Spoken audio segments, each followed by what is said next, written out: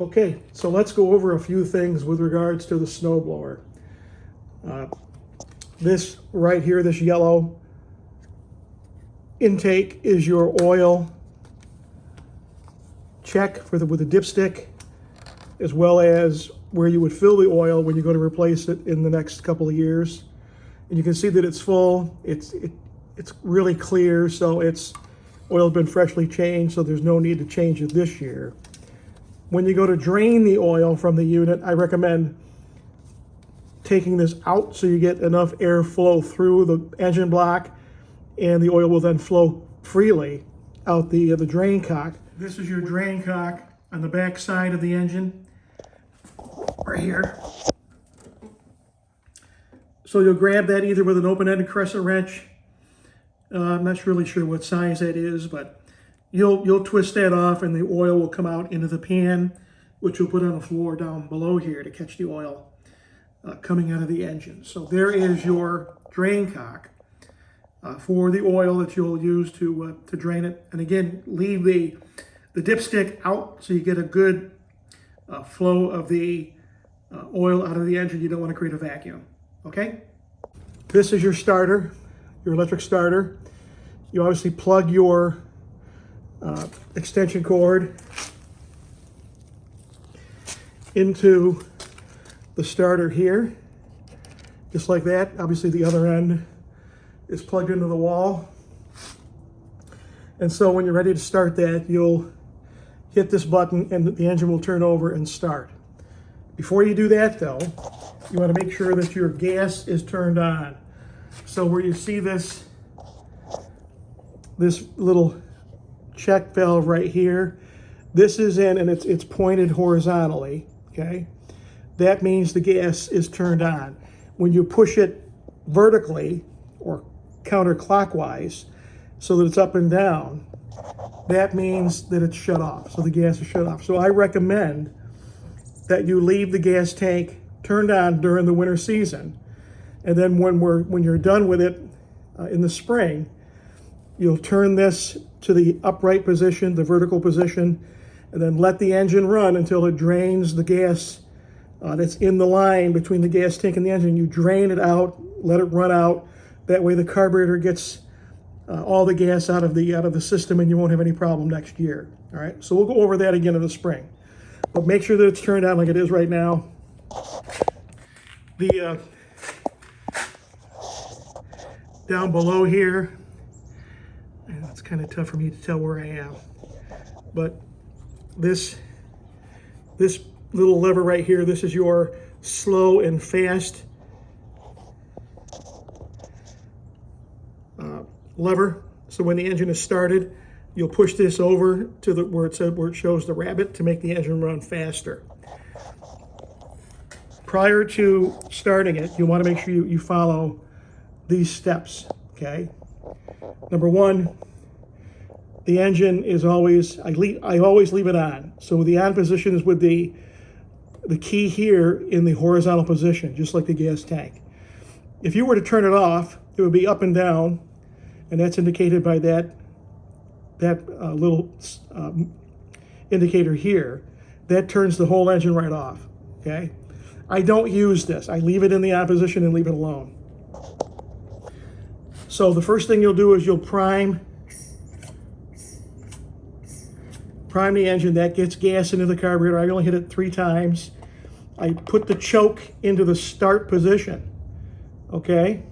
After the engine is run for a couple of seconds and I've turned the engine up to full bore, or to the right here, I'll then push the choke back to run so it evens out, and you'll hear that in a second. This obviously comes 2 ways to turn it on: the electric start and the pull start. So what we'll do, I'll disconnect it, and we'll do the pull start first. So I've already primed it. It's in start. It's got gas in the gas tank. So I'm going to just pull it lightly once just to get it to start, or get the cord to start, and then give it one quick crank. Started.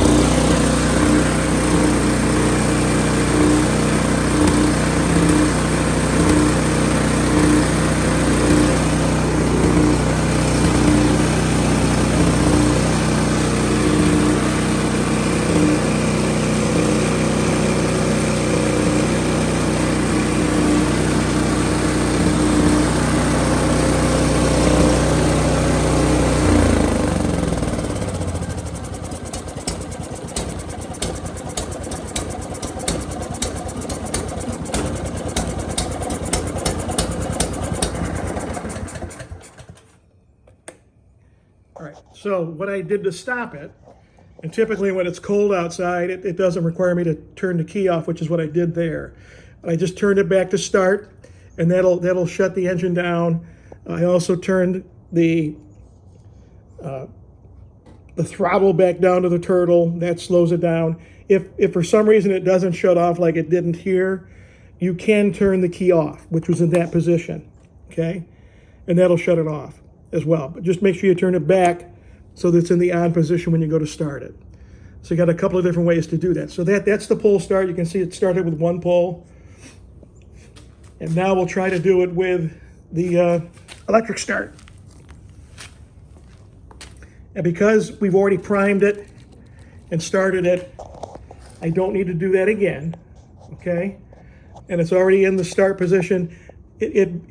I could probably just put it back to run now because it's a little bit warm. I don't need to have the choke on. So let's see if it'll start without the choke on. I'm going to push the button, listen to it.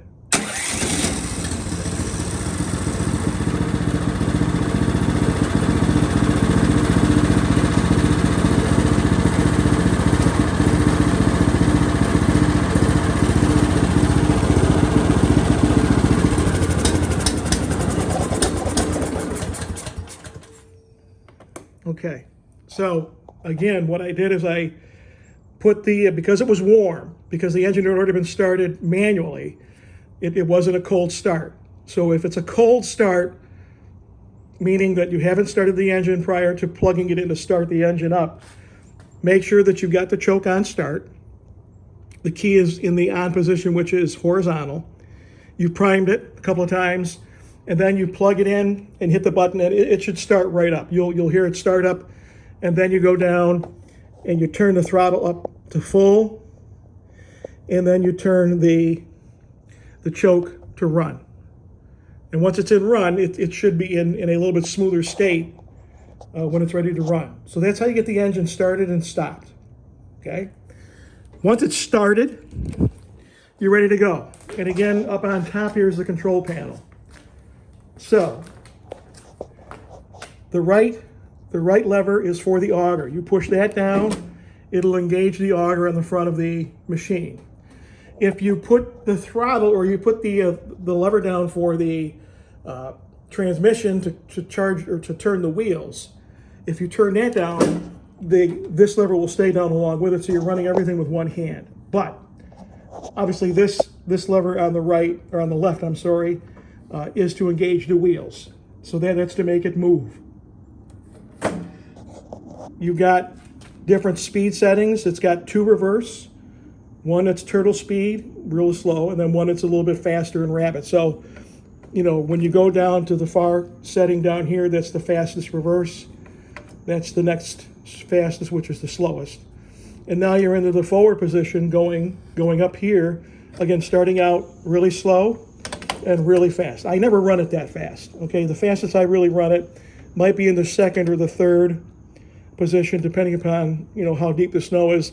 The deeper the snow, you might want to start off a little bit slower until you get the feel with it, and then you could rev it up if you need to once you get through the heavier snow. But I usually will run it in either in 2 or 3, but typically 2. And then this lever controls the chute on the front of the snowblower. So again, you've got several different. Right now, it's in the straight up position, okay? But you can, as you're turning this up, it allows it to go down.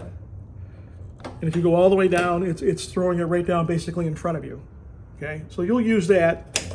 You'll use that to judge based upon how the snow's coming out. The furthest it'll throw the snow is when it's in this position. So when it's straight up like that, that's the furthest it'll throw it. The further down you press the chute like that, is it'll lower obviously the snow, and it'll fall more closer to the snow blower. So it depends upon whether it's really windy and you don't want to have it way up like this. You can put it down a little bit, and then you can direct the snow using this lever here. It's a rotary type lever, and you can see that it turns it around as you need it to, okay? It comes with auto turn steering technology. I think I told you that before. It's really called zero turn. So, you know, and I'm doing this with one hand. You'll see it turn pretty freely. All right, forward and back, or left and right. And backwards it'll go okay. I rarely use the reverse because I tend to pull it back manually. But with your hand off the wheels, the wheel lever like this, it's basically in neutral. So you can go right and left and backwards and forwards if you wanted to without having the wheels engaged. Don't try to horse the machine with the lever down, because now you've got, it's just like it's in gear, and so you might obviously cause some transmission issues. So if you're going to be turning around, you know, you get up to the end of the driveway, you want to turn around right or left, you know, push, you know, let the lever go, and then turn the unit around, engage it when you want to go straight up and down, and then obviously you turn your auger on here. Okay, and then this little button in the center is for the hand warmers. So you just push that button up for it to be on, and then your hand warmers will come on. Down, it's off. You got your headlight. You got your headlight that comes on when the engine comes on, and that's pretty much about it. Okay. So if you have any questions after you get this, and you want to test it yourself, I recommend you do it. You know, get familiar with it prior to any big snow event, so that you're not caught calling me to come over and help, which I will definitely do if I need to. But get used to it. Again, it should start up pretty easy. Just remember, hit the primer. It's a cold engine. Hit the primer, 3 times so gas gets in the engine. Make sure that this choke is on start. Make sure your engine is in the on position like it is right here. And you've got gas going to the engine because you've got your gas petcock, your shut-off valve in the horizontal position as well. And then just either give it a good pull or hit the red button down here with the electric start with this plugged in, and it should start up fine. Then put your choke back to run, and you're off and running. Okay? Let me know if you got any questions, John, after you see this, and we can go over it again. Thanks.